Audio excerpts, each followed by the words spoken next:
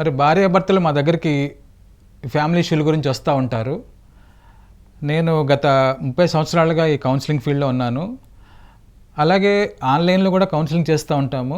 నేను దాదాపు ఒక 30 దేశాల ఉండే తెలుగు వాళ్ళకి కౌన్సిలింగ్ ఇస్తూ ఉంటాను ఆన్లైన్లో. ఇది గత 10 ఏళ్ళుగా కూడా ఇలా చేస్తూ ఉన్నాము. కానీ వాళ్ళు చెప్పే ఇష్యూ ఒకటే. ఒక భార్య వచ్చి తన భర్త గురించి చెప్తుంది కంప్లైంట్. మా భర్త తాగొస్తాడు, ఇంట్లో ఏం పని చేయడు, మొత్తం పని అంతా నేనే చేస్తాను, మా పిల్లలు మా మాట వినరు, మా అత్త మామ మా మాట వినరు అని ఆవిడ చెప్తూ ఉంటారు. ఒక భర్త వస్తాడు. భర్త వచ్చి సార్ నేను కష్టపడుతున్నాను, మా భార్య నా మాట వినదు, నా పిల్లలు మా మాట వినరు, మా అత్త మామ ఏ పని చేయరు అని చెప్పి ఆయన చెప్తాడు.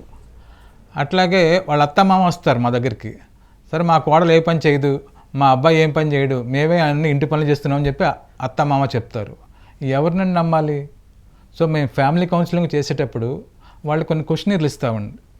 వాళ్ళకి స్ట్రెస్ లెవెల్ ఎలా ఉంది, వాళ్ళ యాటిట్యూడ్ ఎలా ఉంది, వాళ్ళ కమ్యూనికేషన్స్ ఎలా ఉన్నాయి, ఇవన్నీ కూడా మేము అసెస్మెంట్ చేస్తామండి. చేసి వాళ్ళ గురించి వాళ్ళు చెప్పేది ఒకటి, ఇక్కడ రిజల్ట్ ఒకలా ఉంటుంది. సో ఫైనల్గా అసెస్మెంట్ రిపోర్ట్లో మాకు ఎలా చెప్తే దాన్ని బట్టి మేము ముందుకు వెళ్తూ ఉంటాము. మేము భార్యాభర్తలకు ఇచ్చే సజెషన్స్ కొన్ని ఉంటాయండి. ఇట్లా మీరు ఇవి పాటించండి. ఒక భర్త భార్య వచ్చింది, ఏదన్నా ఒక హెల్ప్ చేస్తుంది అనుకోండి, భర్తకి కాఫీ ఇచ్చింది, మేము చెప్తాం ఒక 5 గోల్డెన్ రూల్స్ పాటించండి అని చెప్తామండి. అందులో మొదటిది ఏంటంటే థ్యాంక్ యూ. వాళ్ళు ఏదైనా సరే ఒక పని చేసినప్పుడు థ్యాంక్ యూ చెప్పమంటామండి ప్రతి దాంట్లో కూడా. అలాగే ఏదైనా అడిగినప్పుడు మర్యాదగా అడగమని చెప్తామండి. విల్ యూ ప్లీజ్ అని కొంచెం మర్యాదగా అడగమని చెప్తాము. అలాగే ప్రతి దాంట్లో కూడా ఈ భర్త డిసిషన్ తీసుకోకుండా ఆయన భార్యను కూడా అడగమని చెప్తామండి. సపోజ్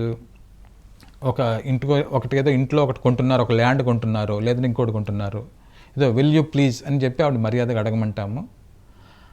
ఫైనల్గా వాళ్ళు ఏదో ఒక పని చేసుకొచ్చారు, you did a good job, కొంచెం మంచి పని చేసావు అని ఇట్లా. ఇవి అన్నీ కూడా రోజు మనం భార్యాభర్తల మధ్యలో ఒకళ్ళ అభిప్రాయంలో ఒకళ్ళు గౌరవించుకుంటే వాళ్ళిద్దరి మధ్య గ్యాప్స్ అనేది ఉండదండి. రోజు సమయం కేటాయించుకోవాలి. ఒకళ్ళకొకళ్ళు ఒక 10 నిమిషాలు 20 నిమిషాలు కాఫీ తాగేటప్పుడు, లంచ్ చేసేటప్పుడు ఇద్దరు మాట్లాడుకుంటూ ఉంటే వాళ్ళ మధ్య గ్యాప్స్ అనేది ఉండదు. వాళ్ళు కొంతకాలం మాట్లాడుకోకపోతే ఒకళ్ళ మీద ఒకళ్ళు ఆ నెగిటివ్ గ్యాప్ వస్తుందండి ఇద్దరికి కూడా. ఆయన నాకేది చెప్పడు, అది నాకేది చేయడు, నన్ను బయటికి తీసుకెళ్ళడు, అన్నీ ఆయనే చూసుకుంటారు, నాకేం తెలియదు అసలు, నాకు అసలు పట్టించుకోరు నన్ను, ఇలా ఆవిడ అనుకునే అవకాశం ఉంది. అందుకని భార్యాభర్తలు ఇద్దరు కూడా ఇద్దరూ సమానంగా ఉన్నారు, ఇద్దరూ సమాన హోదాలో ఉన్నారు. కానీ ఇద్దరూ కూర్చుంటే 50% సమస్యలు పరిష్కారం అయిపోతాయండి. ఇద్దరు ఒక వారానికి ఒకసారి లేదంటే డైలీ ఒక 10 నిమిషాలు మాట్లాడుకుంటే అసలు ఆ ఇంట్లో సమస్య అనేది ఉండదు.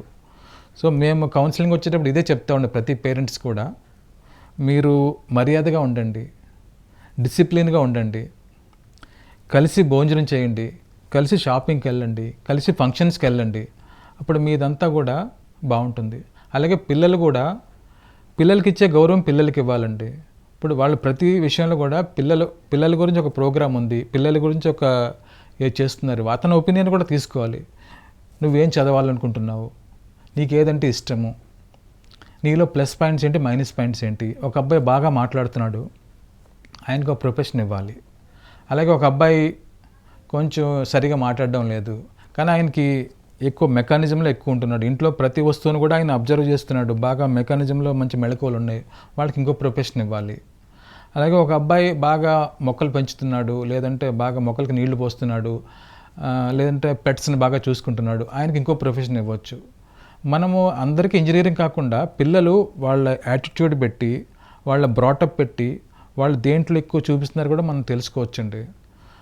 ఎందుకంటే ఒక కెరియర్ డిసైడ్ చేసేటప్పుడు మనము దానికి కూడా క్వశ్చనీర్స్ ఉన్నాయి. దానికన్నా కూడా మీ ఫ్యామిలీలో మీది ఉమ్మడి కుటుంబం అనుకోండి, మీ ఫాదర్ ఉన్నారు, మీ అబ్బాయి గురించి మీ ఫాదర్ని అడగండి, వీడు ఎలా ఉన్నాడు, దేంట్లో యాక్టివ్గా ఉన్నాడు తెలుసుకోవచ్చండి. ఎందుకంటే ఒక గోల్ అనేది ఒకసారి పెట్టుకుంటే మార్చుకునేది కదండి. ఒక ఆయన ఇంజనీర్ అయ్యాడు, ఇంజనీర్లోనే అట్లా వెళ్తారు మీరు. అలాగే వాల్యూస్ కూడా చాలా ఇంపార్టెంట్ అండి. మీరు ఇంటికి వస్తున్నారు, పిల్లలకు ముందు డబ్బు గురించి లేదంటే వేరే దాని గురించి మాట్లాడకూడదండి. వాళ్ళకి ఎప్పుడు కూడా ఒక ఫీల్డ్లో సక్సెస్ సాధించిన వాళ్ళ గురించే మాట్లాడాలి. మీకు వాల్యూస్ గురించి మాట్లాడేటప్పుడు ఎక్కువ మంది మాట్లాడేది మోక్షగుణం విశ్వేశ్వరయ్య గారండి. ఆయన గవర్నమెంట్లో చేశారు, ప్రైవేట్లో కూడా చేశారు. ఆయన ప్రతిరోజు ఆఫీస్కి వెళ్ళేటప్పుడు 2 పెన్నులు పట్టుకెళ్ళేవారటండి. ఒకటేమో పర్సనల్ పెన్ను, ఒకటేమో ఆఫీస్ పెన్ను. సో 10 to 5 ఆయన ఆఫీస్ అయిందనుకోండి, ఆఫీస్ అయిపోయినాక ఆయన పర్సనల్ పని చేసుకునేవారు. సో ఒకసారి ఆయన వాళ్ళ అమ్మగారికి లెటర్ రాస్తున్నారు. ఆఫ్టర్ 5 తన పర్సనల్ పెన్ తోటి రాసుకుంటున్నారు. ఇంక్ అయిపోయింది ఆయనకి. ఇంక్ అయిపోతే అక్కడ ఉండే అటెండర్ వచ్చి, సార్ ఆఫీస్ రండి ఇంక పోస్తానంటే, వద్దా ఇది నా పర్సనల్ పెన్ను, ఈ ఆఫీస్ పెన్ వాడకూడదు కదా, నేను ఇక్కడ ఉన్నాను, ఇంకొద్దు అని ఆయన దాన్ని రిజెక్ట్ చేశారు. నేను ఇంటికి వెళ్ళి రాసుకున్నారు లెటరు. చూడండి అసలు అలాంటి వాళ్ళు ఉంటారండి అసలు ఈ రోజుల్లో. ఇప్పుడు అంత గొప్పవాడు కాబట్టి మోక్షగుణం విశ్వేశ్వరయ్య గారికి భారతరత్న అవార్డు ఇచ్చిందండి గవర్నమెంట్. అలాగే ఆయన పుట్టినరోజున ఇంజనీర్స్ డే అని చెప్పేసి మొత్తం దేశం అంతా సెలబ్రేట్ చేసుకుంటారు. సో వాల్యూస్ అనేది పైకి కనిపించవండి, కానీ దాని రిజల్ట్ చాలా ఉంటుంది. మనం ఒకళ్ళ గురించి మాట్లాడుకునేటప్పుడు అతను చాలా గొప్పవాడని చెప్తామండి. అందుకని వాల్యూస్ అనేది అది ఒక ఆభరణం లాంటిదండి, కంటికి కనిపించదు. వాల్యూస్ మీ పిల్లలకి నేర్పించండి, వాళ్ళు సక్సెస్ సాధిస్తారు. వాల్యూస్ని వాళ్ళకి మంచి హెల్ప్ చేస్తాయి.